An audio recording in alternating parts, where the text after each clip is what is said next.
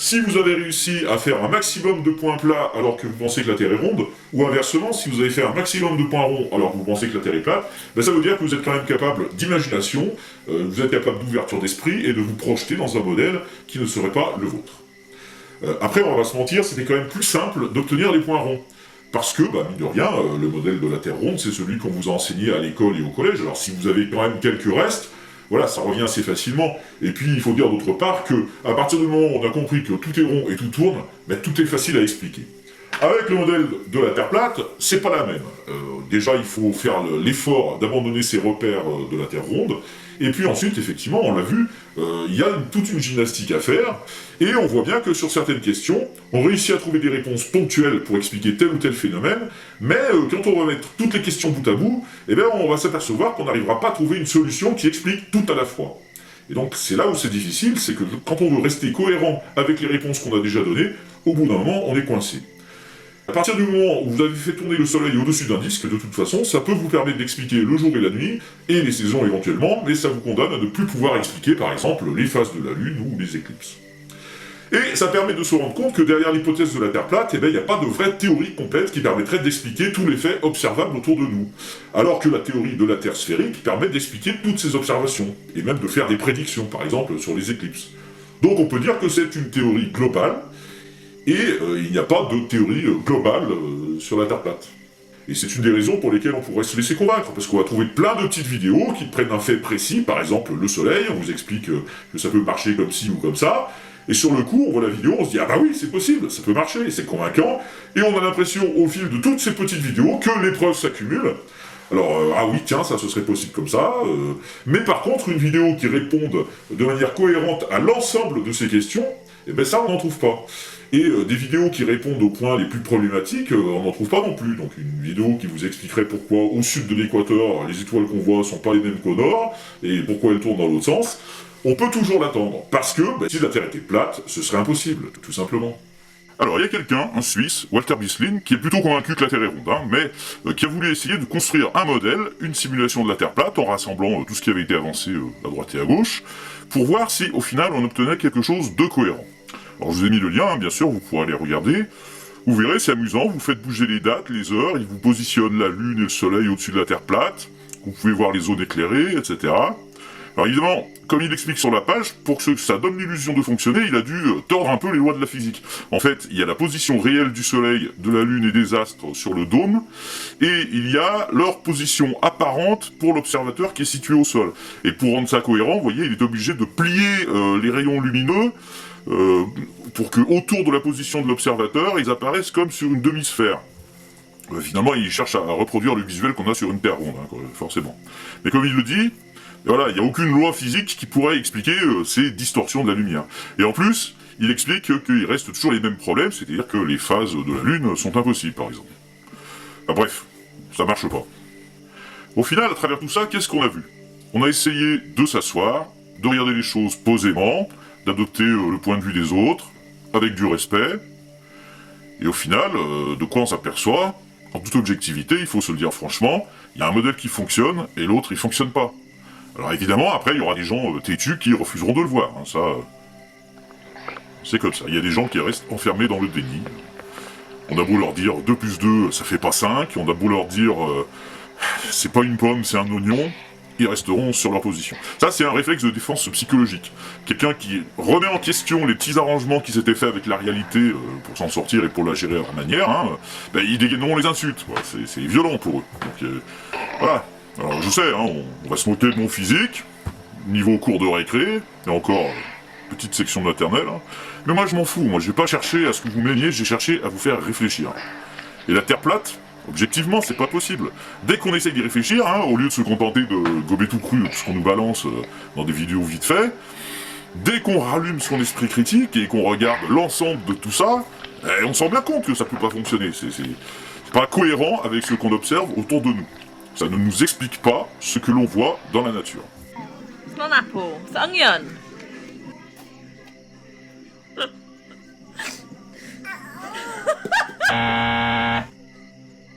Et vous vous allez me dire, attends, là, tu nous embrouilles, t'es en train de nous expliquer que la Terre est pas plate, ok, mais où sont tes preuves qu'elle est bien ronde? Et là, je vais vous dire, mon cher Saint Thomas, ne t'en fais pas, on y viendra. Tu veux voir des preuves de la courbure de la Terre, tu les auras, chaque chose en son temps. D'abord, il faut qu'on aille jusqu'au bout de notre analyse. Donc, on a vu que dès qu'on se pose, qu'on observe la Lune, les étoiles, on se rend compte que la Terre n'est pas plate. Mais alors, qu'est-ce qui peut faire qu'on continue d'y croire? Mais tout simplement, c'est parce que on en a besoin, on en a envie. Que la Terre soit plate ou pas, c'est pas très grave. En fait, ce qui compte, c'est qu'on puisse se dire qu'on nous ment. C'est trouver un prétexte qui fait que on nous ment. Alors, si la Terre est plate, alors qu'on nous a enseigné à l'école qu'elle était ronde, ça veut dire que tout le monde nous a menti. Pas seulement la NASA, mais l'école. Madame Pillet nous a menti. Au collège, Monsieur Benami nous a menti en géographie. On nous a menti sur les lois de l'optique, on nous a menti sur la physique. Ben voilà, Madame Grandet aussi, comme les autres. Alors, regardez ce monsieur, lui il va encore plus loin. Il vous montre que même ce que les partisans de la Terre plate ont essayé de vous dire, c'était encore un mensonge, parce qu'ils vous ont pas dit qu'il y a encore autre chose derrière, vous voyez. Derrière le mur de glace, eh bien, il y a d'autres continents cachés. Hein, il y a des tunnels pour y accéder. Et il y a encore d'autres murs de glace. Lui, il a 3 niveaux comme ça de murs de glace sur sa Terre plate. Et tout ça, ben voilà, on nous le cache depuis toujours. Et c'est de ça dont on a besoin. On a besoin de méchants, on a besoin de coupables, de gens qui sont cachés quelque part dans l'ombre et qui manipulent tout, quoi. Parce que, eh bien voilà, si quelque chose ne va pas dans nos vies, quelque chose ne va pas dans le monde, ben c'est leur faute. Voilà, ça permet de se déculpabiliser, ça permet de, voilà, d'avoir quelqu'un sur qui on va porter la faute, quelqu'un à qui on va reprocher tout ce qui se passe, tout ce qui va pas, et c'est très confortable comme situation, là. J'y arrive pas, ça marche pas comme je veux, il y a des injustices dans le monde, il y en a qui exploitent d'autres, eh ouais, mais c'est le système. Ouais, qu'est-ce que tu veux, c'est le système, ils nous prennent pour des moutons, ils nous font avaler n'importe quoi pour mieux pouvoir nous contrôler, quoi. Puis alors, pour se conforter dans cette idée, on va prendre tout ce qui va aller dans notre sens, hein, sans utiliser notre esprit critique, et on va écouter tous les gens qui font des petites vidéos sur la Terre plate, hein, des petites vidéos bien courtes qui donnent plein de preuves de tout, c'est cool. Sur le coup, on va avoir l'impression qu'on est en train de nous apprendre plein de choses, qu'on est en train de nous éveiller, quoi. Et on va se dire que enfin, on n'est plus un mouton comme les autres. Et on va se laisser convaincre par ces gens qui ont forcément raison, puisqu'ils dénoncent le système. Ils font des vidéos contre le système. Hein, c'est respectable, ça, c'est pas des agents du système, c'est pas des moutons, eux. Voilà, ça, c'est des vrais héros. Ils font des vidéos contre le système, quoi. Ouais, je vais te dire quoi, moi. Ouais, t'aimes pas le système. Système. Ouais. Système. Ouais, je te vois, t'es vénère, t'es là et tu cries ta haine des élites qui nous tapent. Du système qui nous aliène. Qui que ce soit qui est derrière ça, qui que ce soit qui nous gangrène, leur système, y a pas ça. Tu veux faire péter tes chaînes. Sur des montagnes de pognon, la bouche pleine de macarons, ils te prennent pour un gourd, ils te servent leur seau. Sans un croûton.